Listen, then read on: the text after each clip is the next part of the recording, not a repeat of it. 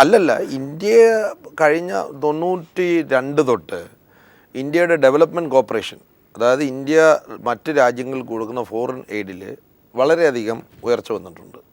നമ്മുടെ ഒരു നയതന്ത്രത്തിൻ്റെ ഭാഗമായിട്ടാണ് ഈ ചെറിയ ചെറിയ രാജ്യങ്ങളിലുള്ള എയ്ഡ് വേണ്ടെന്നും നമ്മൾ നെറ്റ് എയ്ഡ് ഗിവർ എന്നുള്ള ഒരിതുണ്ട്. അതിലേറ്റവും കൂടുതൽ നമ്മുടെ ഇന്ത്യ ഏറ്റവും കൂടുതൽ എയ്ഡ് കൊടുക്കുന്നത് ഭൂട്ടാനാണ്. ഭൂട്ടാന് കൊടുക്കുന്നതിൻ്റെ കാര്യം എന്ന് പറഞ്ഞാൽ കൂടുതൽ സെക്യൂരിറ്റി എയ്ഡാണ്. കാരണം ഭൂട്ടാനിൽ ആർമിയെ പിന്നെ ഫണ്ട് ചെയ്യുന്നത് നമ്മളാണ്, നമ്മുടെ ആർമിയാണ് അവിടെ.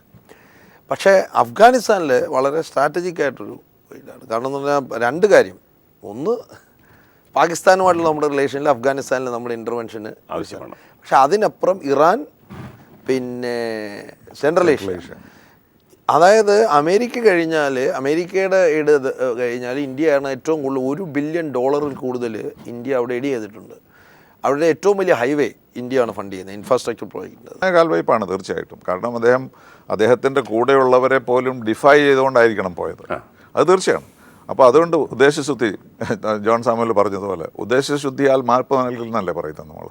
പക്ഷെ അതുകൊണ്ട് മാത്രം വിദേശ നയത്തിൽ മാപ്പ് നൽകാൻ പറ്റില്ല. വിദേശ നയത്തിൽ ഒരു കൺസിസ്റ്റൻസി വേണം, ഒരു തുടർച്ച വേണം, ഒരു റോഡ് മാപ്പ് വേണം. ആ റോഡ് മാപ്പ് എന്താണ്? ഫോറിൻ സെക്രട്ടറി ടോക്സ് ആണ്. അപ്പോൾ അതിൻ്റെ ഇടയിൽ, ഫോറിൻ സെക്രട്ടറി ടോക്സ് ഫിക്സ് ചെയ്തതിൻ്റെ ഇടയിൽ പ്രധാനമന്ത്രിമാരെന്താണ് സംസാരിക്കാൻ പോകുന്നത്?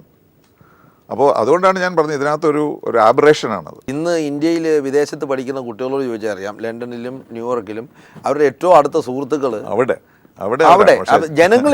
ഞാൻ പീപ്പിൾ ടു പീപ്പിൾ ജേർണലിസ്റ്റുകാർ, എനിക്ക് ഏറ്റവും ഒരുപാട് സുഹൃത്തുക്കളുണ്ട്. എൻ്റെ സഹപ്രവർത്തകർ ഒരുപാടുണ്ട്. ഞാൻ നോർവേയിൽ താമസിച്ചത് പാകിസ്ഥാൻ വംശജ ഒരാളുടെ വീട്ടിലാണ്. ന്യൂയോർക്കിലെ സൗത്ത് ഏഷ്യൻ ജേർണലിസ്റ്റ് അസോസിയേഷനെ പറ്റി അറിയാലോ. എൻ്റെ മകനാണ് അത് എസ്റ്റാബ്ലിഷ് ചെയ്തത്. അവിടെ ഏറ്റവും കൂടുതൽ പാകിസ്ഥാനി ജേർണലിസ്റ്റ് ആണ് അവരുടെ. അല്ല, അപ്പോൾ ജനങ്ങൾ തമ്മിലുള്ള പ്രശ്നം, ഇത് ജനങ്ങൾ തമ്മിലുള്ള പ്രശ്നമല്ല.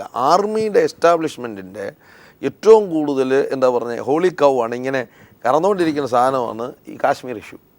അതാണ് അവർക്ക് ആംസ് കൊടുക്കുന്നത്. അപ്പം ഇന്ത്യയുടെ ഉദ്ദേശവും പാകിസ്ഥാൻ്റെ ഉദ്ദേശവും രണ്ടാണ്. പാകിസ്ഥാനെ സംബന്ധിച്ചിട്ട് ഇതൊരു പുകമുറ സൃഷ്ടിക്കുകയാണ്.